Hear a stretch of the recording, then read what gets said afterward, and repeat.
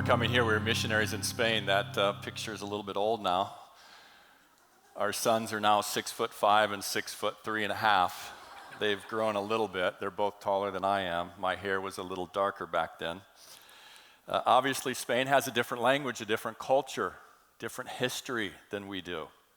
And it was often difficult, and it was confusing at times. I remember walking down the sidewalk one time, and this little, he was probably 3 or 4, he looked up at us and he said something to my wife and me, and we looked at him like, I have no idea what you're saying. And this little kid looked at us like, you're stupid. Like, yeah, I am. We felt that way all the time. I wanted to share some of my language struggles and some bloopers with you. When you're in a crowd here in the States and you want to get past people, what do? I heard some people say, you say, excuse me, right? And they move over. Well, in Spain, if you say perdón or excuse me, you're implying that they did something wrong. So if you're in a crowd and you say perdón, they'll look at you like, I didn't do anything. So how do you get past them? You touch them on the back, and they'll slide over. Try that. Just on the train in LA, subway in New York, just start touching people on the back and see how that goes. It's a little bit different over there.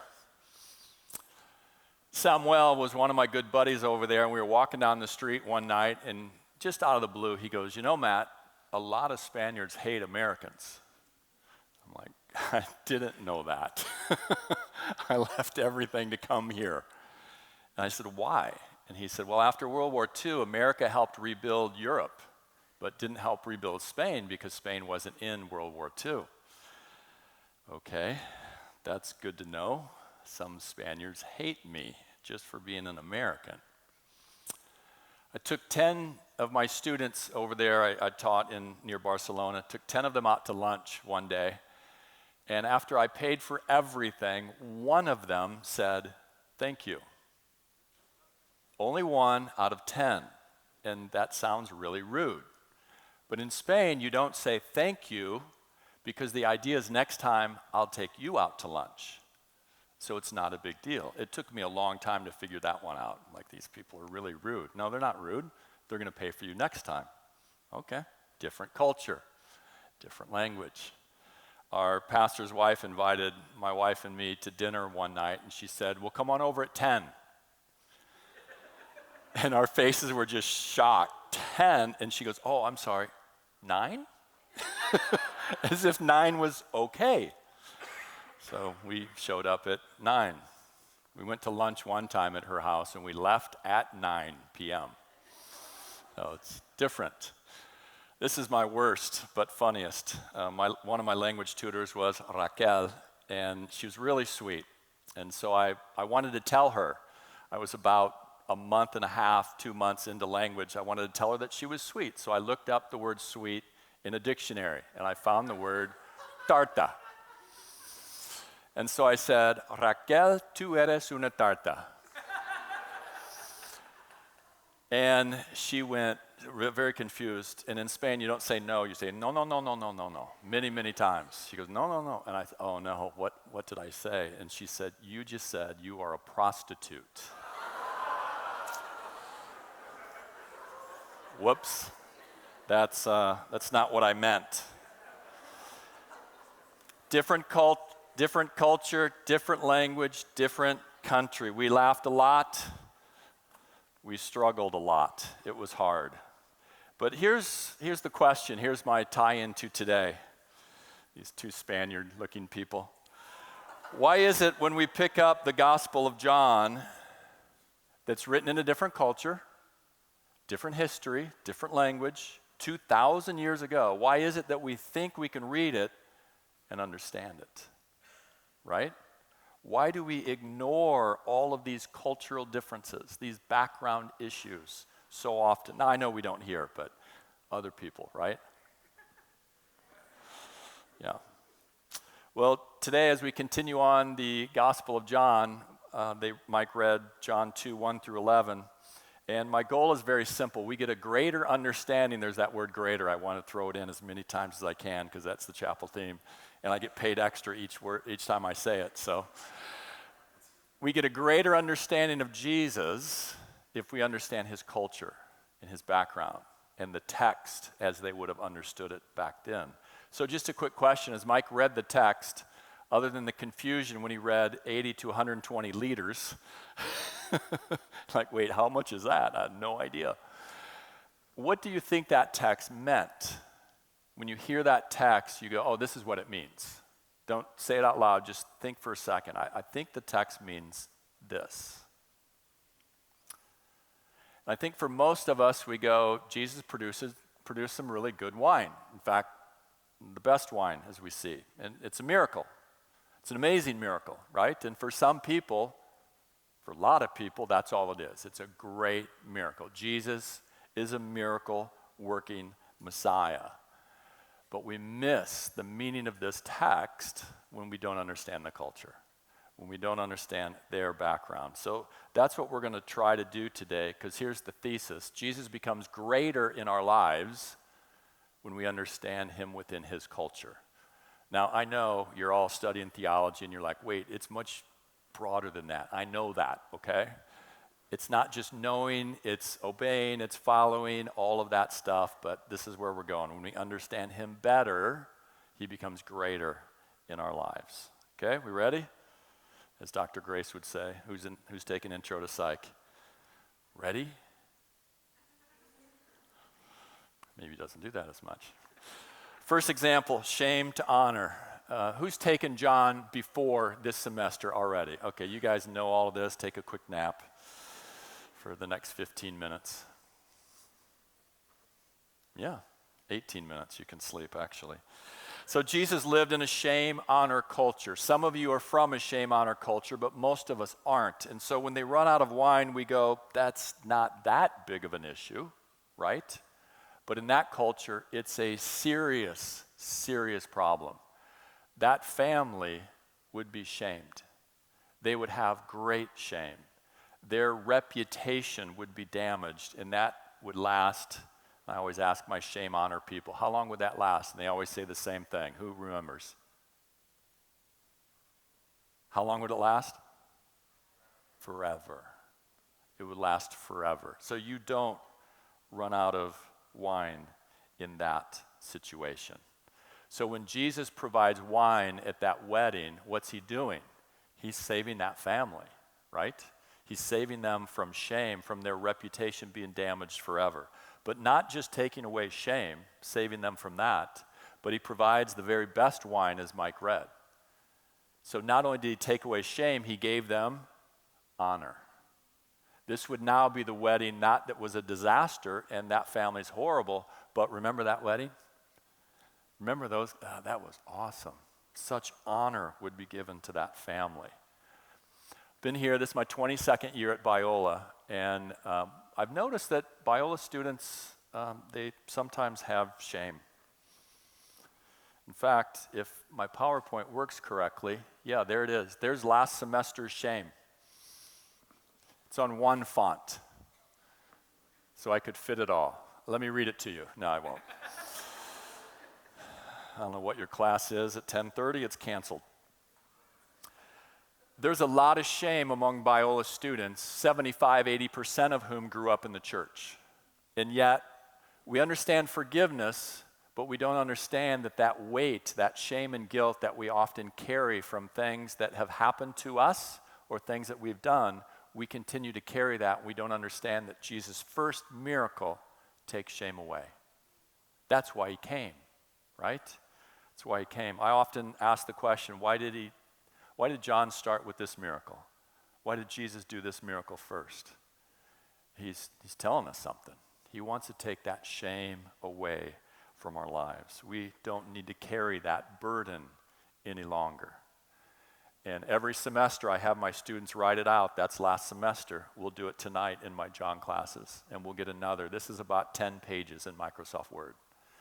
And it's really, really sad that we've missed this. Jesus came to take shame away. Should I say that about 100 more times? Jesus came to take your shame away completely. But we miss that meaning, don't we? We miss that meaning when we don't understand their culture. We miss that Jesus is so great, there it is again, so great that he took our shame away every time we come to him and repent and ask for forgiveness. Another example of this deeper meaning, there's a new way of getting clean. John 2:6 says that there were 6 stone water jars and that they used the water in those jars for ceremonial washing. And most of us read that and we go, okay, I kind of get that. I've read the Old Testament, at least parts of it, but whatever, and we keep going. If we go over to Mark tells us a little bit more about that. It says that the Pharisees and all the Jews, so all of them, they don't eat unless they give their hands a ceremonial washing, holding to the tradition of the elders. So it's a religious custom, okay, that before they eat, they put a little water on their hands and they're cleansed, not from dirt, but spiritually cleansed. So when Jesus changes that water into wine, how do you get cleansed now? Right? You go to eat and you go into the jar and it's filled with wine. You can't get cleansed. Now, this is a little deeper and it would take us longer to really unpack. We won't do it this morning. But basically, I think what Jesus is doing is he's fulfilling that old system, the Jewish system of cleansing. You don't get cleansed anymore by the old system of water cleansing. There's a new way that we get clean now through Jesus. We don't know yet how, because we're only in John 2. But we're going through the whole Gospel of John this semester. So keep coming. And if you can't get in, watch the videos. Another one. There's lots of wine. In fact, there are 80 to 120 liters in each jar. There's 20 to 30 gallons in each jar. 6 jars. How much total? I don't know. Pull up my calculator. 120 to 180 gallons of wine. It's about 1,000 bottles of wine on the wall. 1,000 bottles of wine. You could take one down, pass it around, you still have 999. That's a lot of wine, right? It's a lot of wine. And in our culture, especially maybe here at Biola, because we sign a contract to not do these things, but in our culture, 1,000 bottles of wine, that's a bit scandalous, Jesus. What are you doing here in this miracle, right? So we have to understand their context. Isaiah says this, on this mountain the Lord Almighty will prepare a feast of rich food, good food, for all peoples, a banquet of what? Aged wine. And they tell me, as the text says, that that's the finest of wines. I have no experience with wine. I have no idea. Neither do you. You don't either. But they tell me that's the best wine. So Isaiah is saying that when God renews things, when he acts in the future, there's going to be wine, and it's going to be what? Really good wine. Okay, that's interesting. Jeremiah 31, one of the most important chapters in the Old Testament, talking about, and I have it underlined on the slide, the new covenant. See, Israel messed up, didn't they? God sends them off into exile because of their idolatry and their disobedience, but he doesn't give up on them. And the prophet Jeremiah and others, they talk about how God's going to bring a new covenant. We go, fantastic. God's going to act again. He's going to renew things. What's the sign? I don't know.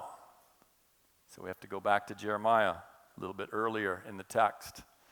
Verse 12. There it is. What's the sign? Just like Isaiah, good food and what? Wine. Wine. Jesus produces wine.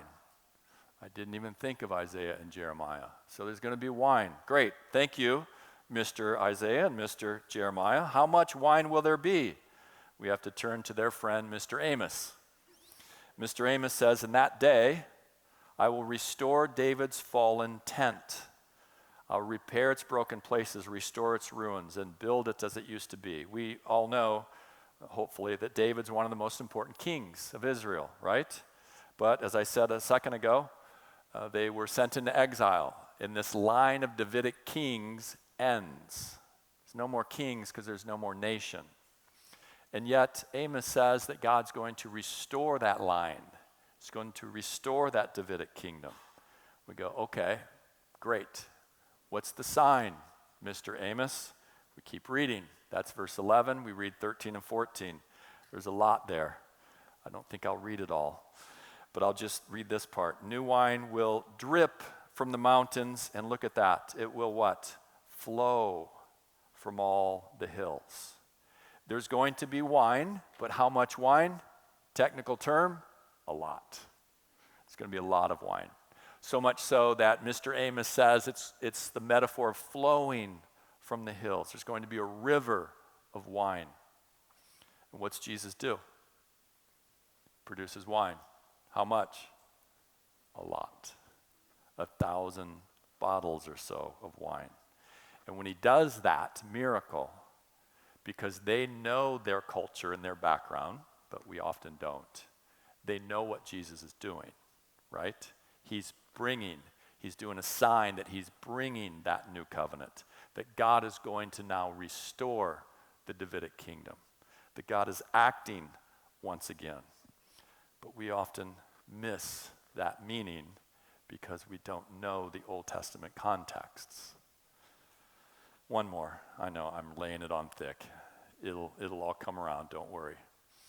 What's it mean to believe in Jesus? At the end of this passage, it says that the disciples believed in him because they knew the context, right? They knew what he was doing and they knew who he was. I think for most in the church, belief takes place up here in the head, right? It's intellectual. I believe the fact that Jesus is the Messiah. But in that culture, that phrase to believe in someone means to become his possession. We become his possession. We become entirely his. So we don't accept Jesus, sometimes we hear this, into our heart. We accept him where?